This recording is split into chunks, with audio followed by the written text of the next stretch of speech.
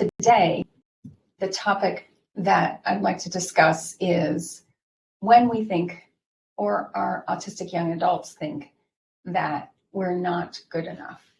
I see this, I've done this myself. I've seen this in my own children, my own young adults. And I just saw it yesterday on a Facebook page that supports parents who have autistic children who are 13 plus. We think we just aren't good enough. And let's figure out what that's all about. First idea I'd like to offer you is that it's innate. It's just the way our brain works. Our brain is constantly scanning the universe for what has gone wrong. What have I done wrong? What is not happening in my life? What are my children doing wrong? It's part of the way that our brain was designed.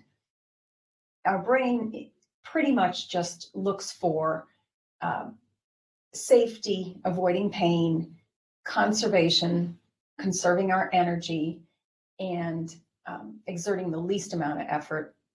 And the third thing is finding pleasure. And so those are the three things that kept us alive, that has made us who we are today. And they just are the way that our brain developed to keep us and our species continuing. That's okay. In fact, that's not such bad news.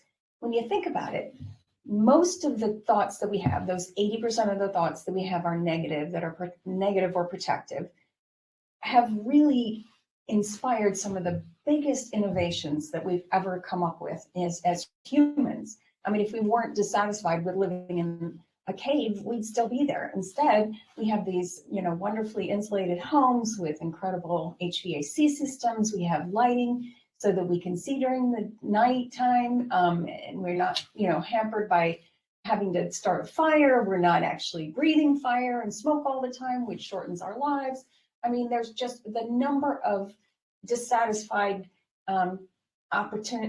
noticing dissatisfaction has just, spurred all kinds of good progress as human beings.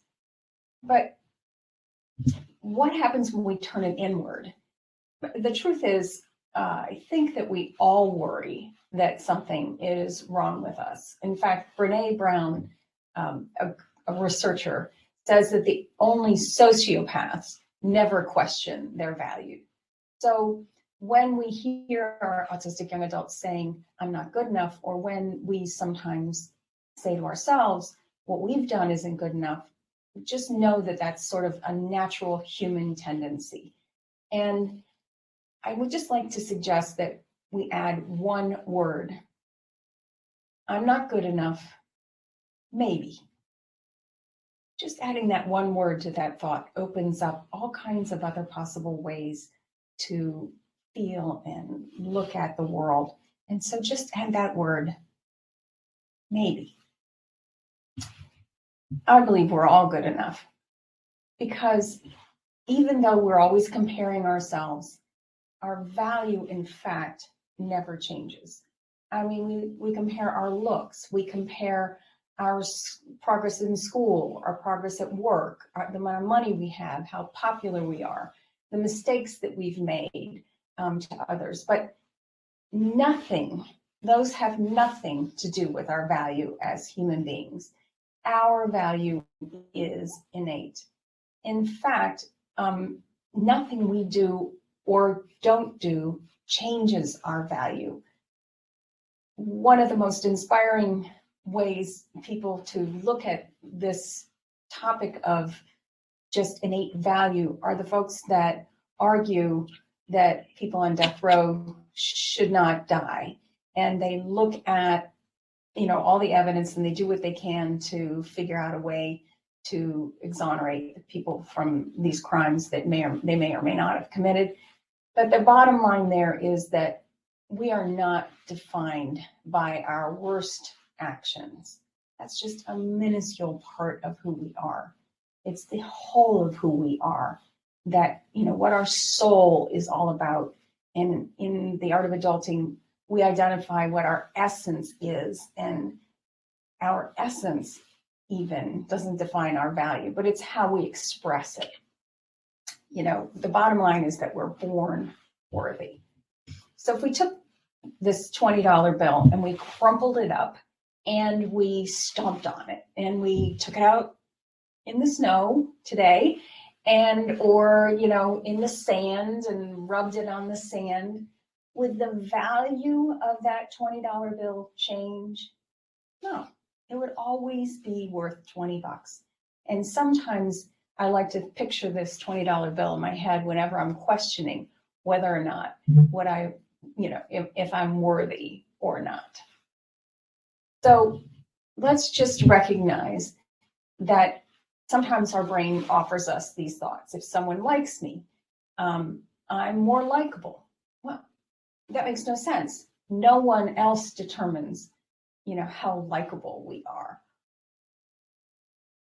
On the flip side, if someone dislikes me, then I must not be likable? No. You know, that just says something about the other person's inability. If they don't like me, it says something about their thinking. It says something about their inability to see the positive qualities that I bring. It says nothing about who we are innately. In fact, I really love Byron Katie and all of her work. And a quote that I think is particularly valuable at this time: you don't have to like me. That's my job. I have to like the way that I'm showing up. I have to like my essence. I have to be who I am and judge my own actions. That's my job, not your job. In fact, I'm going to let you be wrong about me if you don't like me. I was watching The Bachelor last night, and the girls, the women in the house were, one of them was going after the other one and saying nasty things and reporting them to The Bachelor. And it just reminded me of how we look externally for that validation. And while I get it, you know, I do like to be validated by my family members. Whether they do or not really does not determine my value at all. And instead, it's really my responsibility to cultivate that kind voice in my head, that I'm not good enough, maybe, voice, giving myself the compassion that I need so that I can then practice it, and it will become more automatic, and then extend it to everyone else that I love. And the best way that I know to respond to my autistic young adults when they're expressing doubts about their value, their future, their abilities, I really can't recommend highly enough taking a walk where you're side by side instead of, you know, looking at each other, but side by side, and just listening to what they say. Making sure that if you can, that you reflect back to them the essence of what they're saying, the nugget, like the emotion. Just say, I see fear. And they will keep talking. And when there is a pause in the conversation, as is inevitable, say to yourself, oh, good, they're thinking. And keep breathing. Don't try to fill that void. Let them think. Give them the space. Hold that space for them to think. And then it's amazing. Something else comes out, and it's like, wow, I get to see how they're thinking. And then we reflect again. Maybe just the emotion again. I see shame. This happened yesterday. All I had to do was say, I see shame. And then more came out. More of the thinking came out. And then as our walk got longer and longer, I started to reflect not only the emotion, but also the content of what they were saying.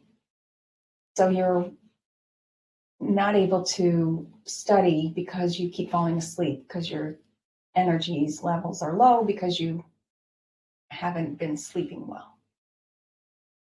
Yes, that's what we want to do for our young adults, is just give them space. Give them a safe space to think out loud. This is the first step. This is not coaching.